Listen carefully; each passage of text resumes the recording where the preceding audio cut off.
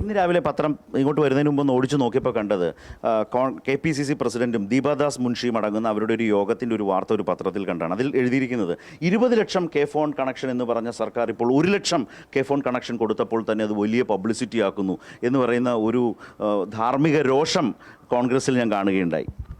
ഞാൻ പറഞ്ഞത് ബഹുമാനപ്പെട്ട KPCC പ്രസിഡന്റ് കെ ഫോണിൻ വരുന്നതിനെ കുറിച്ച് പറഞ്ഞത് എന്താണെന്ന് പഴയ നിയമസഭാ രേഖകൾ എടുത്താൽ മനസ്സിലാകും.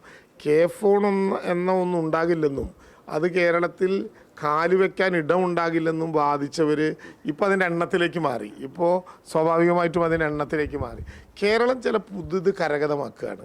കേരളത്തിന് സ്വന്തമായി ചിലത് രാജ്യത്തിൻ്റെ പൊതുവായിട്ടുള്ള കാര്യങ്ങളിൽ നിന്ന് വ്യത്യസ്തമായി രാജ്യത്തെ ഗവൺമെൻറ് അവതരിപ്പിക്കുന്ന പദ്ധതികളിൽ ഒരു ബദൽ അവതരിപ്പിക്കുന്ന കേരളം കെ ഫോൺ അടക്കം കേരളത്തിൻ്റേതെന്ന് പറയാവുന്ന ചില പദ്ധതികൾ അവതരിപ്പിക്കുമ്പോൾ ആ പദ്ധതികളൊന്നും നട്ടാൽ മുളയ്ക്കില്ല എന്ന് പറഞ്ഞിരുന്നവർ പദ്ധതികളുടെ എണ്ണവും എന്തുകൊണ്ട് ഞങ്ങളുടെ പ്രദേശത്ത് നടപ്പിലാക്കിയിട്ടില്ല എന്ന കാര്യവും പറയുമ്പോഴാണ് ഞങ്ങൾ പറഞ്ഞത്. അതായത് കിഫ്ബി ഫണ്ട് വന്നപ്പോൾ ഇതുപോലെയായിരുന്നു, കെ ഫോൺ വന്നപ്പോൾ ഈ തരത്തിൽ അതിനെ പൂർണ്ണമായി എതിർത്തു.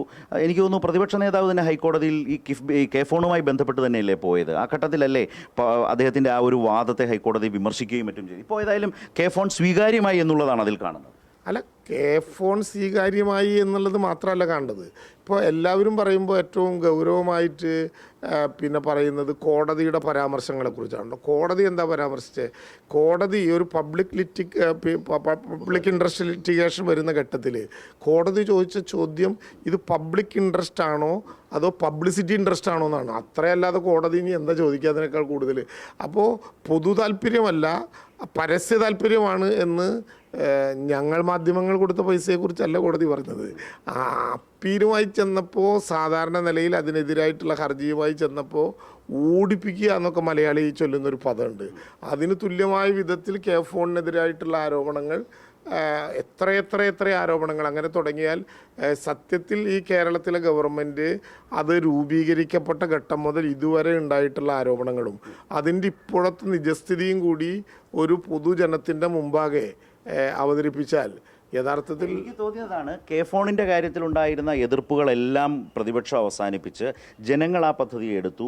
ആ പദ്ധതി ഗൗരവമായി മുന്നോട്ട് പോകുന്നതോടെ കെ ഫോണിന് മുൻപിൽ കിഫ്ബിക്ക് മുമ്പ് നിരുപാധികം കീഴടങ്ങിയതുപോലെ പ്രതിപക്ഷം കീഴടങ്ങി എന്ന് 4-ാം വർഷത്തിൻ്റെ ഈ പ്രോഗ്രസ് കാർഡ് ദിവസം ഒരു കൺക്ലൂഷൻ അതിൽ സാധ്യമാണെന്ന് തോന്നുന്നു. അല്ല, നമ്മളിപ്പോൾ 2016-17 കിഫ്ബി മുതൽ കഴിഞ്ഞ 9 വർഷക്കാലമായി ആരോപണം ഉന്നയിക്കുകയും ആ ഉന്നയിക്കപ്പെട്ട ആരോപണത്തിൻ്റെ ഭാഗമായി സർക്കാർ നടപ്പിലാക്കുന്ന കാര്യം ഞങ്ങൾക്കും വേണം എന്നാവശ്യപ്പെടുകയും അതിൻ്റെ എണ്ണത്തെക്കുറിച്ച് പിന്നീട് തർക്കിക്കുകയും ഒക്കെ ചെയ്യുന്നൊരു സ്ഥിതിവിശേഷം പൊതുവിൽ നിയമസഭയ്ക്കകത്തും പുറത്തും കാണാനുണ്ട്.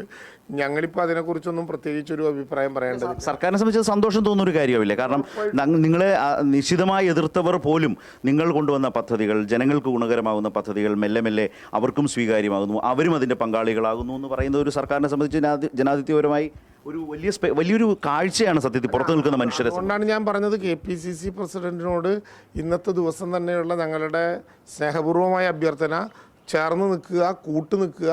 1 നിന്ന് 20 നമുക്ക് എത്രമാത്രം കൊണ്ടുപോകാൻ പറ്റും അത്രയും കൊണ്ടുപോകാം, ഒരു പ്രയാസവും. പക്ഷേ അത് കൊണ്ടുപോകാൻ കഴിയുന്നതാണ് എന്നൊരു അംഗീകാരം KPCC പ്രസിഡന്റ് നൽകിയതിലുള്ള സന്തോഷം ഈ ഘട്ടത്തിൽ രേഖപ്പെടുത്താതെ നിവൃത്തിയില്ല. ഇത് യഥാർത്ഥത്തിൽ കേരളത്തിലെ ഗവൺമെൻറ്റിനൊരു അംഗീകാരമാണ്. ഇത് ശരിയായിരുന്നു.